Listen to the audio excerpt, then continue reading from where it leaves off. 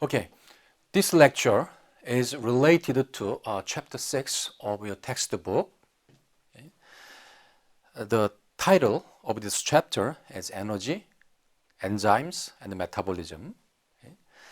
And this is the general picture of enzyme and enzyme reaction. So this is a hexokinase. Okay. It attaches phosphate group onto glucose. It's a covalent bond. Okay. It has an active site that can bind both substrate, ATP and glucose. Okay. So here is the ATP binding site, and this is the glucose binding site. So they can bind.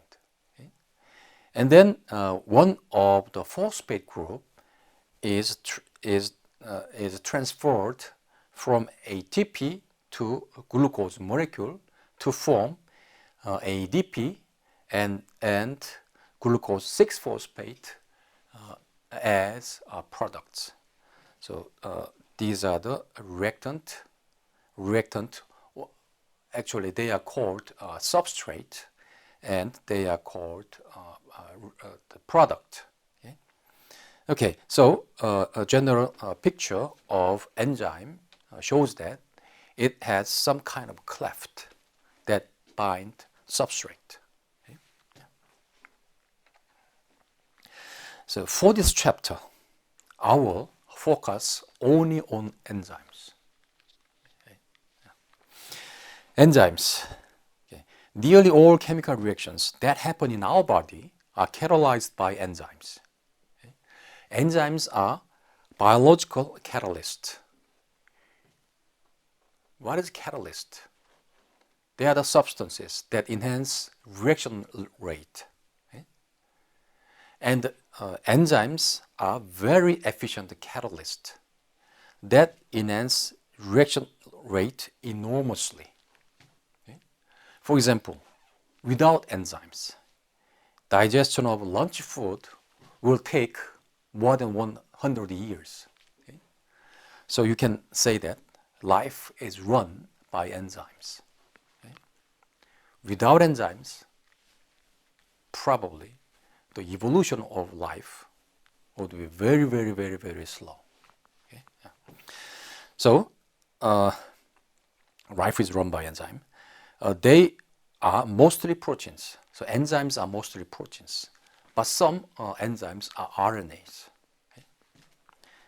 For example, ribosome that make protein, okay, are mostly composed of RNAs, okay, and they catalyze actually the chemical reactions, okay, the peptide bond formation. Okay. They have an active site. It's like, as I said, it's like a small cleft. Okay? Yeah. Usually a small cleft where substrate binds and undergoes chemical reaction to become products. Product or products. Okay. I will try to provide you with the chemical concepts that are vital for understanding enzymatic reaction mechanisms. Why do we need chemical concept to understand enzymatic reactions? Well, it is because they are anyway chemical reactions. Okay? And enzymes cannot disobey chemical rules. Okay? Yeah. So for example, DNA methylation. Okay? Sorry, DNA demethylation. Okay? From 5-methylcytosine on DNA, okay, by demethylase. Okay? Actually, this reaction takes place in our body. Okay? Yeah. So here is the methylated cytosine. Okay? So this is the methyl group. Okay? Yeah. And this is the substrate of this enzyme, and this is the product. As you can see, this methyl group is removed, and instead hydrogen is covalently bonded. Okay? Yeah. How this reaction can take place? can take place? Well, so you may imagine that you just take out this methyl group, okay, in the form of a radical, and then add a hydrogen radical to form a bond. Okay? No way. Enzymes cannot do that. Okay? These radicals are high in energy, okay? And it cannot do that. Simply, it's too unstable. It requires too much energy. It won't do that. Okay? It cannot do that. Okay? So it should happen in a chemically reasonable way. Okay? Elementary chemical concepts can be used to understand any type of biological reactions. Okay? I strongly urge you or recommend you to draw chemical structures to follow chemical transformation, which is very important to learn them efficiently. Okay? I will not talk about how this methyl group is removed, okay? But I will give other examples, which is much intuitive and easier. Okay, so I will talk about 6 different chemical concepts. Okay. First, 2 electrons make 1 covalent bond. It's a simple chemical concept that you already know. Okay. For example, this carbon-carbon bond, okay, is a covalent bond, and 2 electrons are shared. Okay. So 1 electron from this carbon and the other electron from this carbon make 1 bond, carbon-carbon bond here. Okay. Okay. And then this is a carboxyl group. Okay. It has 8 electrons on it, on this oxygen. Okay. And then it is negatively charged. Okay. And here is a proton. Okay. No electron. Okay. And then these 2 unpaired electrons can form a bond between O and H, OH chemical bond here. Okay, yeah. So 2 electrons make covalent bond. Okay. Here, I used an arrow. Okay. Yeah. And a very important convention in following chemical reactions is to use arrows to indicate electron flow. For example, 2 electrons, okay, make a bond with this proton. Okay. So electron flow from here to here. Okay. And this arrow represents flow of 2 electrons. Okay. And then an arrow makes or removes a bond. In this case, it make a bond. It made a bond. Okay. The beginning of the arrow. Okay. It begins at 2 electrons. Okay. And then the end of the arrow is a 2 electron accepting. Okay. So here, for example, this is the beginning of an arrow. Okay. It starts with 2 electrons. Okay. And then it ends with a proton which accepts 2 electrons. Okay. Yeah. Not the other way around. So this is the convention. Okay. Yeah. Thus, it usually starts from an electron sufficient atom, for example, oxygen here, okay, to an electron deficient atom, for example, this proton. Okay. Yeah. Now, second chemical concept is a polar covalent bonds. Okay. This carbon-carbon is non-polar. Okay. However, this CO is polar. Okay. Due to the difference in electronegativity. As you know, the electronegativity of oxygen is higher than the carbon. Okay? So it will withdraw electron, the shared electron, toward oxygen. So this carbon will be slightly positively charged, and this oxygen atom is slightly negatively charged. Okay? Yeah. And then this carbon is an electrophilic center. Okay? It can accept electrons because it is partially positively charged. Okay? So this electrophilic center is the point of electrophilic attack, okay? Electrophilic attack, and thus a point where an arrow ends. Okay? You will see an example. Okay. The third chemical concept is the resonance structure and resonance stabilization. Okay? I'm showing one structure here. It is called carbon ion. Okay? It has negative charge on the carbon. It's carbon ion. Okay? And it can undergo resonance stabilization. Okay? So these two electrons make a bond between these two carbon, and then this carbon cannot make 5 chemical bond. So 2 electron here actually goes to the oxygen atom, and then it will be negatively charged. Okay? And then the back reaction can also takes place. Okay? Not the reaction, okay? But the electron flow. Okay? So to here and then to here to generate the original structure. Okay? Okay. This indicates that the extra electron on this carbon is not fixed on this carbon, but actually it is delocalized throughout this carbon, and oxygen. Okay?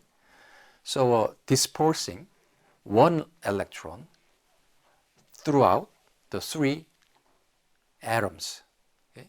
So it is called resonance stabilization. Okay? Localized charge on the carbon, okay, is energetically unstable, unfavorable. The carbon doesn't like it. Okay? So energetically, it is unstable. Okay? It's not favorable. Okay? Okay? But because this the extra electron is stabilized, is delocalized through this chemical bonds, okay? This structure, okay, is energetically low. Okay? You can draw the same resonance structure, okay, for this one, the peptide bond. Okay? Because of the resonance stabilization, it is easier to remove proton from carbon adjacent to this carbonyl carbon. Okay? Yeah. So for how this one is generated, it is generated by removing a proton from this carbon. Okay? Yeah. Okay. Now let's think about this structure. Okay? So this is a carbonyl carbon, okay? And this is the carbon right next to this carbon. Okay? If we remove this proton, okay, it will have negative charge on this carbon, and then the negative charge will be stabilized like this through the resonance structures. Okay? However, if you remove proton from this carbon, you cannot draw resonance structure. Okay? The extra electron will just stay on this carbon, then this carbon doesn't like it. Okay? So this is high energy compound, and it cannot be easily generated.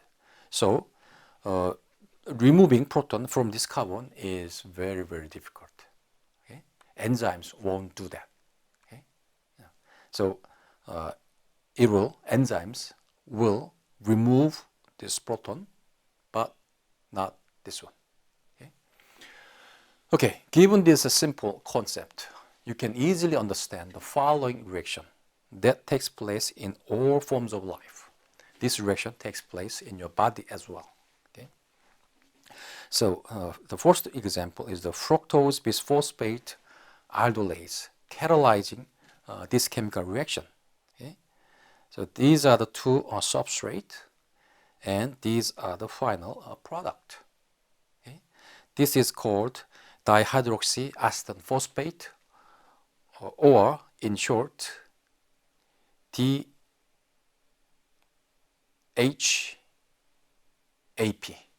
Okay? Yeah. And then this is a glycerol 3-phosphate. Okay? This is aldehyde. Okay? Yeah. Now, how this product can be generated by this enzyme? Okay, you can find this carbonyl group here. Okay? And then this is a carbon right next to the carbonyl carbon. As I said, it is easy to remove proton from here, from this carbon, because of the resonance structure. Okay? The enzyme can remove the proton, and then it will have a negative charge. Okay? And this negative charge will attack this one, okay? This carbon, okay? Because this is a electrophilic center because of this oxygen. Okay? Oxygen withdraw the shared electron toward the oxygen. Okay? So it's partially positively charged. So the negative charge can attack this one. Okay? And then this carbon cannot form 5 chemical bond. So it will take a proton somewhere. Okay? And then this oxygen corresponds to this oxygen, and this carbon corresponds to this one. Okay? Yeah. That's it. Okay?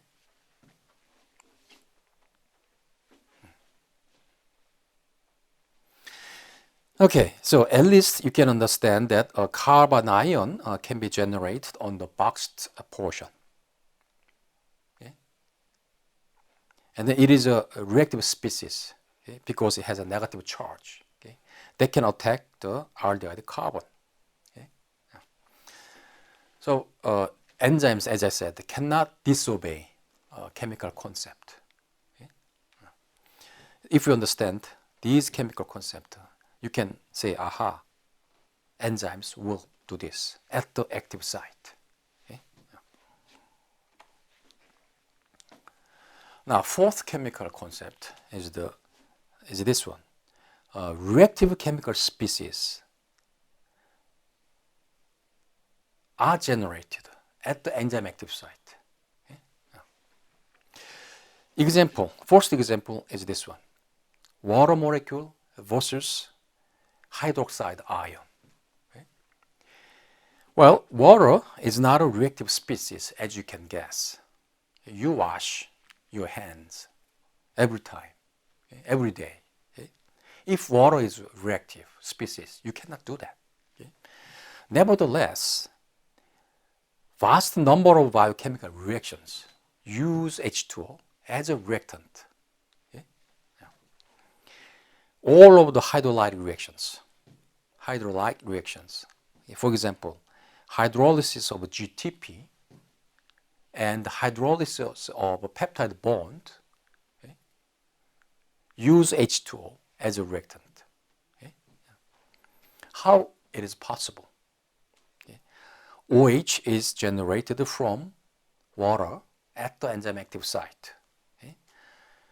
OH, unlike H2O, is very reactive. Okay? Yeah. I'll give an example. In the case of GTP hydrolysis, okay, water molecule is converted into hydroxyl group, hydroxide ion, and then it will attack phosphate atom on the GTP like this. I will draw. Okay. So I will draw GTP molecule in this way. GDP O P O like this. Okay. It has three phosphate group. So GDP contains two phosphate group. Okay. Yeah. So this reaction takes place at the enzyme active site. Okay. And then here is a water molecule. I can draw like this. Okay. And for example,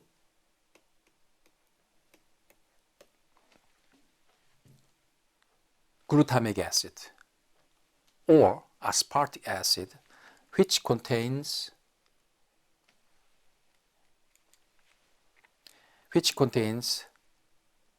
carboxyl group like this. Okay. So again, this takes place at the enzyme active site. Okay. Yeah. This can remove proton from water molecule. Then what will happen? Well, it will be,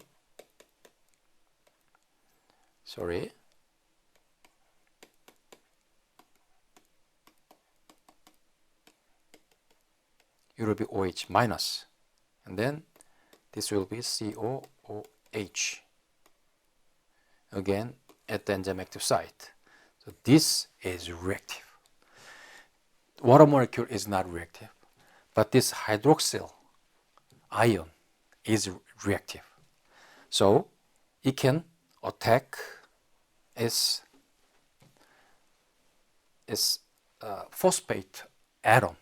Okay? Why? Well, this is a positively charged, partially positively charged, because it is bonded to oxygen atoms, which are electron negative. It can withdraw electrons toward them. Okay? So it is positively charged. So this is the electrophilic center. Okay? So it will attack. Okay, and then the reaction can go.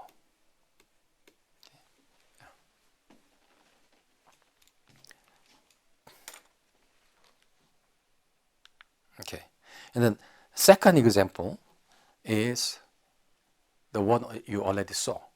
The carbon ion generation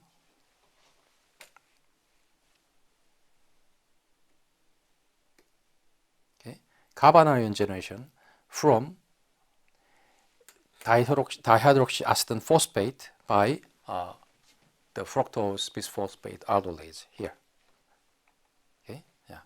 As I said, at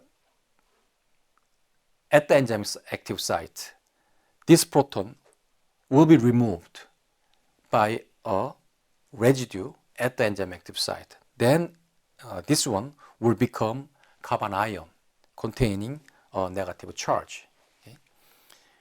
Maybe I can draw it for you like this. Okay?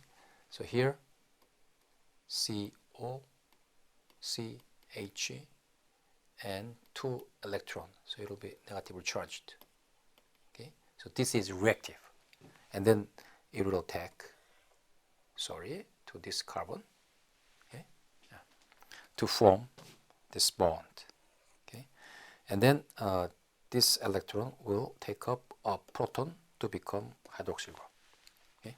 Yeah. Okay. Now,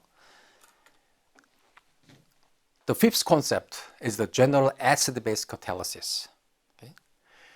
Proton is an important reactant It is an important reactant. Okay? For example, in the GTP hydrolysis. Okay. Okay. Why is that? If I go back, okay, if I go back, this reaction, I have to draw, actually, I have to draw this reaction, I have to draw further. Okay, okay. When this hydroxyl group attack this phosphate atom, what will happen? I will draw here. Okay? So it will be GDP and OP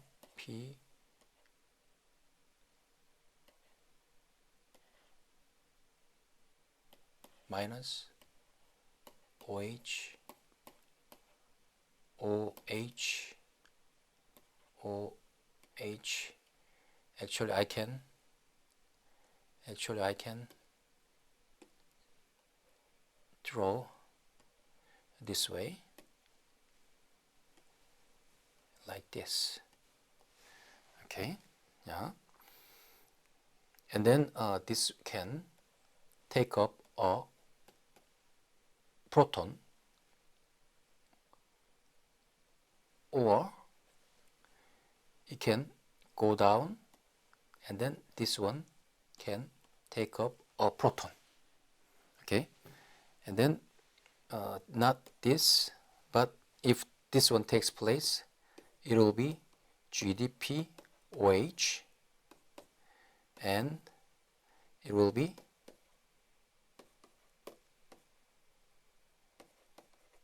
like this.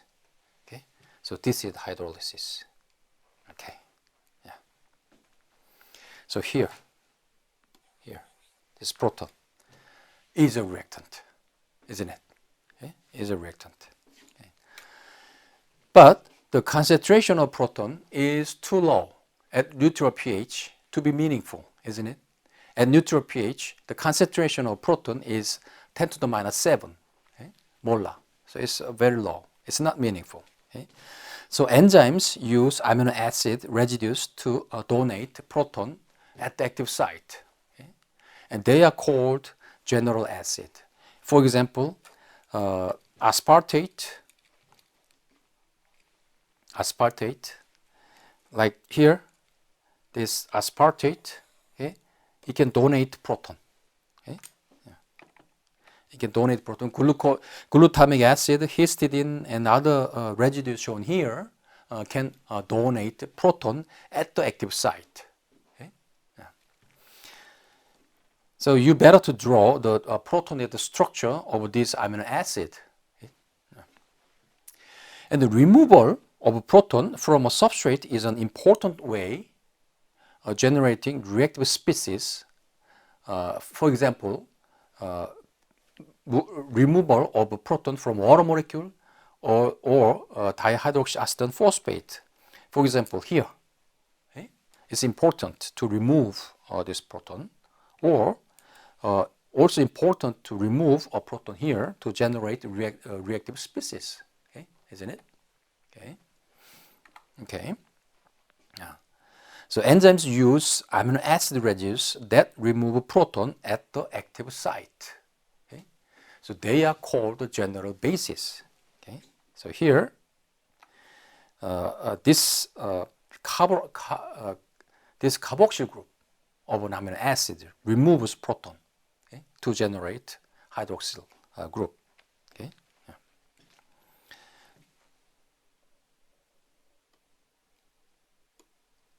So to show the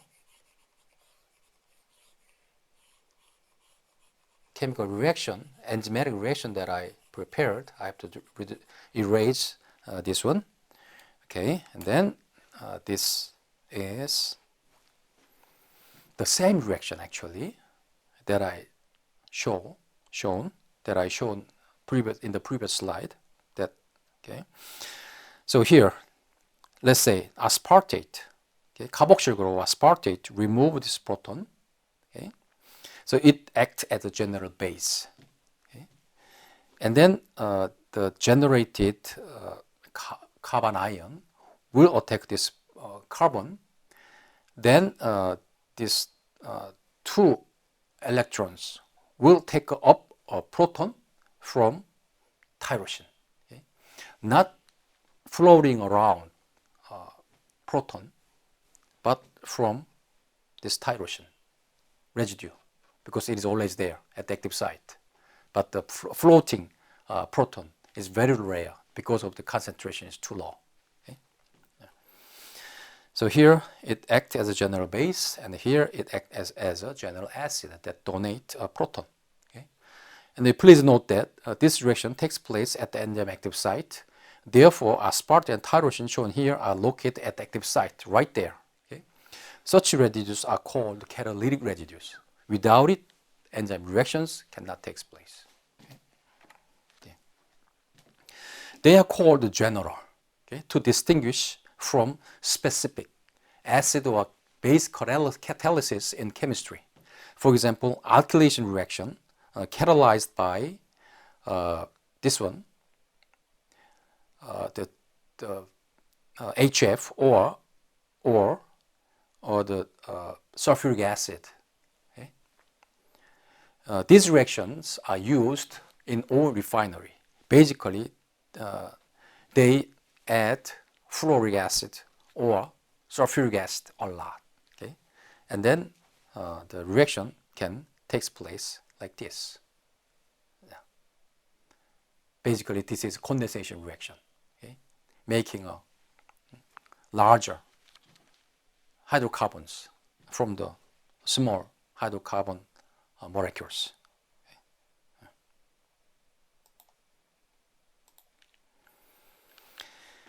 Okay, now transient state stabilization. So these are the final chemical concept. Okay? So enzyme active site should have a feature to stabilize the transition state. Otherwise, the reaction will be very slow. Why is that? Well, what is transient state? Well, this is the reaction coordinate that you saw probably in your high school chemistry textbook. Okay? So here it represents enzyme and substrate. Okay? And this one, the energetically low state of enzyme plus a product. Okay? Yeah. And this is the energy. Okay? So this is the progress of enzymatic reaction at the active site. Okay? So enzyme and substrate binds to form a complex. It is called ES complex. Okay? Yeah. Okay. Okay. And then it undergoes an enzymatic reaction, but through the course, a high energy molecule is generated. That is the transition state complex. Okay? And then it is transformed into enzyme product complex, and the product is released like this. Okay? Yeah.